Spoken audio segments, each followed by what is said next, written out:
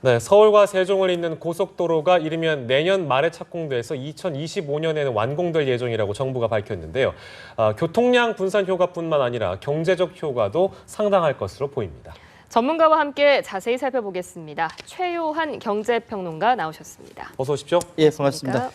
자, 일단 서울과 세종을 잇는 고속도로입니다. 예. 어디에 어떻게 또 만들어지는지 한번 살펴볼까요? 예, 그 서울부터 시작해서 세종시까지 간다고 했는데 예. 이게 사실 서울에서 동쪽 구리 쪽에부터 시작을 합니다. 예. 구리 쪽부터 시작을 해서 내려와서요. 강동구, 예. 하남시, 성남시, 광주시, 용인시, 안성시, 천안시를 거쳐서 세종시 장군면까지 129km를 6차로로 연결될 예정입니다. 예. 지나가는 지역이요. 그러니까 이게 경부선이 있고요. 그리고 이제 중부선 있지 않습니까? 네네. 양쪽으로 15km씩 가운데로 이렇게 내려가게 돼 있습니다. 예. 그러니까 구리에서 시작해서 세종까지 총 129km 구간인데요. 예. 정부가 이 계획을 발표하면서 제2경부고속도로가 아니라 서울-세종고속도로로 불러달라 이렇게 이야기를 했거든요. 뭐 어떤 명칭에 대한 논란이 있었나요? 이 원래는 그 제2경부고속도로라는 말에 굉장한 사람들의 기대감이 커졌었거든요. 왜냐하면 예. 옛날에 박정희 대통령이 세웠던 그런 향수가 있기 때문에. 그런데 사실 보통 도로에 이름을 붙이는 것이 시작과 끝지점. 예, 예. 경부고속도로가 서울이 경이고 부산이니까 부지 않습니까? 그런데 이번 같은 경우는 서울부터 세종까지만 되어 있습니다. 예, 예. 이거 이제 결정을 그렇게 내렸고 그 밑으로 없다라고 이야기를 해놨거든요. 예, 예. 근데 이게 서울에서 세종까지 내려갔는데 이게 경부까지 가는 거 아니냐? 예. 계속 그런 이야기가 나왔고 예. 예전부터 그런 얘기가 나왔기 때문에 특별히 지정해서 아니다. 서울과 세종시 간의 고속도로다라고 딱 집어서 이야기한 거죠. 현재 계획에 따르면 이제 언제 착공되고 우리가 언제부터 이용을 할 수 있는 겁니까? 그러면?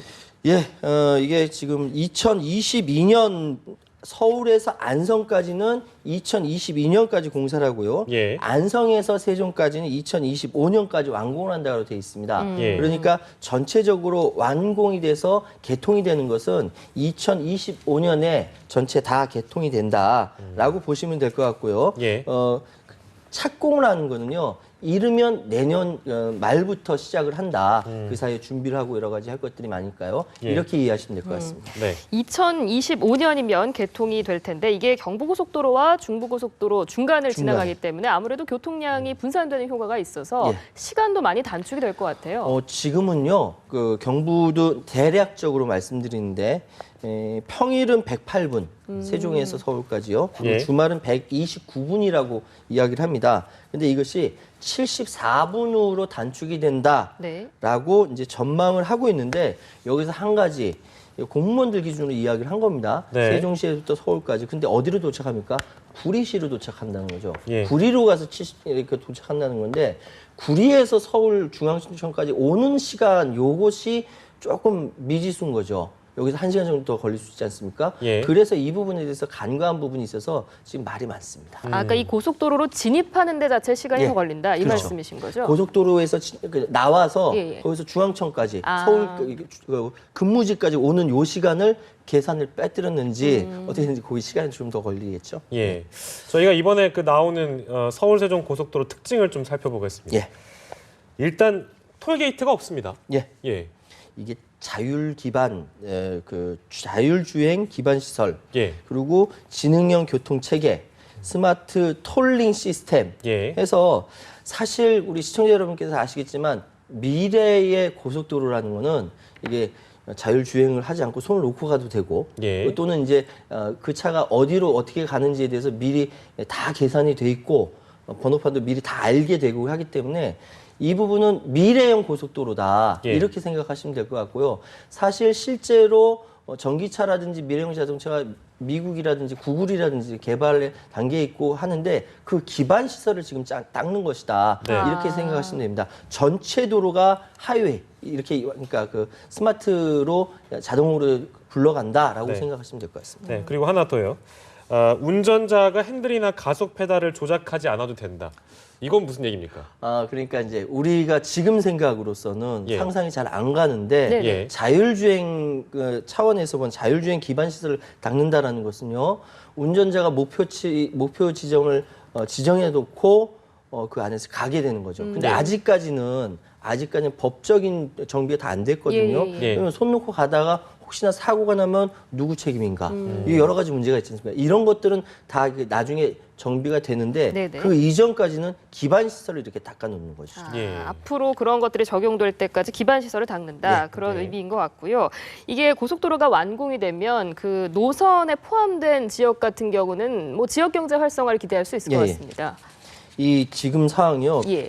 굉장히 많이 기대를 하고 있어요. 네. 뭐냐면 이제 부동산 이야기를 나중에 말씀드릴 기회가 있을는지 모르겠는데 네. 네. 일단 어떤 도로가 이렇게 하나 뚫린다고 한다면 지선들이 계속 생기거든요. 예. 이거는 서울과 세종 사이에 여러 가지 지선들이 생기는 이 자체가 굉장한 경제적 효과가 있다라고 이야기를 하고 있죠. 네. 그래서 전체적인 사회적 편익을 보면요. 네. 지금 연간 뭐 8,355억이다. 네. 대략 8천억이 넘는다고 생각하시면 될 것 같고요.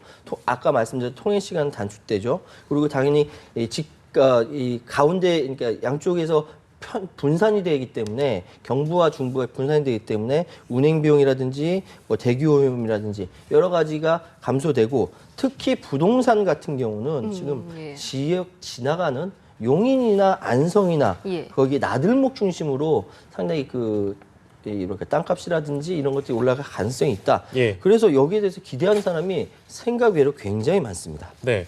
근데요, 이게 예비 타당성 조사 당시에 공개된 노선을 보니까 예.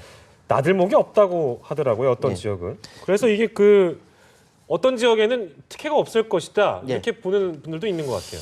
그러니까 사실은 이제 환경에 안 좋은 지역도 있다. 예를 들어 성남시 같은 경우는 예, 예. 남한산성 세계문화유산을 옆을 지나가기 때문에 네. 이 부분 지하화해야 된다라고 이야기를 하고 있고요. 그러니까 안 좋은 데도 있지만 좋은 데도 있죠. 만약에 나들목이 있음으로 말미암아 그 지역이 발전할 수 있는 여지도 있는데 네. 이 부분은 지금 발표했기 때문에 계속적으로 논의를 통해서 결정할 것이고 그래서 예. 내년 말에 착공하게 될 것 같습니다. 네. 지역별로 좀 이해관계가 다르다. 예. 우리가 이 얘기를 하고 있는데요. 서울 세종 간의 고속도로가 이렇게 뚫리면서 예. 세종시한테 오히려 악재라는 얘기가 또 있습니다. 이 얘기는 뭡니까? 그게 뭐냐면요. 네. 예를 들어서 공동화 현상이 벌어질 수가 있다. 네. 예를 들어서 가까우니까 예, 예. 예를 들어서 이 왔다 갔다 하는데 한 시간 반, 한 시간 뭐 이렇게 된다면은 네. 출퇴근이 가능하니까. 그렇죠. 예. 그렇다면은 기왕에 가깝다고 한다면은 집은 서울에서 자고 예. 낮에만 가서 일을 하고 예. 이렇게 될 수 있다는 거거든요. 근데 지금은 세종시에 다 내려가서 가족들도 데려가고 같이 생활 주거 공간이 만들어지는데 예. 이것이 바뀌어질 수가 있다라는 걱정하는 부분도 있는데 네. 이건 사실 가봐야 합니다. 네. 지금 단정할 수 있는 건 아니에요. 네. 네. 공동화 현상에 대한 우려가 나오고 있는 상황이고요. 저희가 비용을 좀 짚어보려고 하는데 네. 6조 7천억 원이 들 것으로 예상이 됩니다. 네. 이거를 손익 공유형 민자 사업으로 한다. 이게 어떻게 하겠다는 계획인지요? 그러니까 손익 공유형 민자 사업이라는 것이 이번 예. 새로 모델로 등장을 시킨 거예요. 네. 6조 7천억 원 가운데 땅값을 뺀 예. 5조 3천억 원 정도를 민간 자본에 의해서 조달을 하고요. 네. 정부가 용지비 1조 4천억 원을 부담한다라는 의미입니다. 네. 그러니까 뭐 여러 가지 지금 민자 사업에 대한 부정적이고 뭐 또는 효과적이고 여러 가지 이야기가 있는데 네. 이번에는 손익 공유형 모델을 채용을 한 것이죠. 그래서 각각 드는 비용을 1조 4천억 원 정부가 예. 나머지 5조 3천억은 일반 민간 자본이 들어가는 이 형식을 취한 것입니다. 네. 민간에서 이제 5조 원 이상을 투입을 하게 되면 그 통행료가 비싸지는 거 아니냐 이런 우려도 나오거든요. 보통 민자 고속도로 운전하다 보면은 예. 통행료가 생각보다 많이 나옵니다. 예. 네. 그런데 이번 같은 경우는 그런 우려가 굉장히 많기 때문에 민자도로에 대해서 이 통행료에 대한 이야기는 경부와 중부 고속도로의 1.8배 수준, 그러니까 적어도 이제 최소 1.24배 정도로 이렇게 한계 지어서 통행료를 책정할 것으로 보이고요. 네. 지금 실제로 이렇게 많이 이렇게 좋은 도로라 하더라도 통행료 많으면은 예. 사람 잘 안 다니거든요. 그러니까 적정한 수준에서 결정할 거로 예상이 됩니다. 네, 일단 뭐 최종적으로 딱 나와봐야 알겠습니다만 예. 아까도 부동산 투기 말씀을 잠깐 해주셨는데요. 발표되자마자 어떤 지역이 막 웃으려고 하는 것 같더라고요. 어느 지역이 대표적으로 지금 웃음을 띠고 있습니까? 제가 지금 방금 말씀드렸는데요. 용인이나 안성 지역이요. 네. 그러니까 물론 지나가는 건 구리부터 시작해가지고 강동구, 하남시, 성남시, 광주시 그리고 이제 용인시, 안성시, 천안시를 거쳐가지고 세종시로 들어가게 되는데 아무래도 그냥 지나치는 지역이 있겠고 그렇지 않은 지역이 있겠는데 예상컨대 용인시와 안성시 지역에 좀 지역적인 경제에 있어서 혜택이 돌아가지 않을까 그렇게 예. 예상하고 있는데 네. 지금 뭐 부동산 얘기가 지금 벌써부터 들썩들썩 거린다라고 이야기가 나오고 있습니다. 네네. 알겠습니다. 서울 세종 고속도로 이야기 좀 해봤습니다. 최요한 경제평론가였습니다. 고맙습니다. 예, 감사합니다.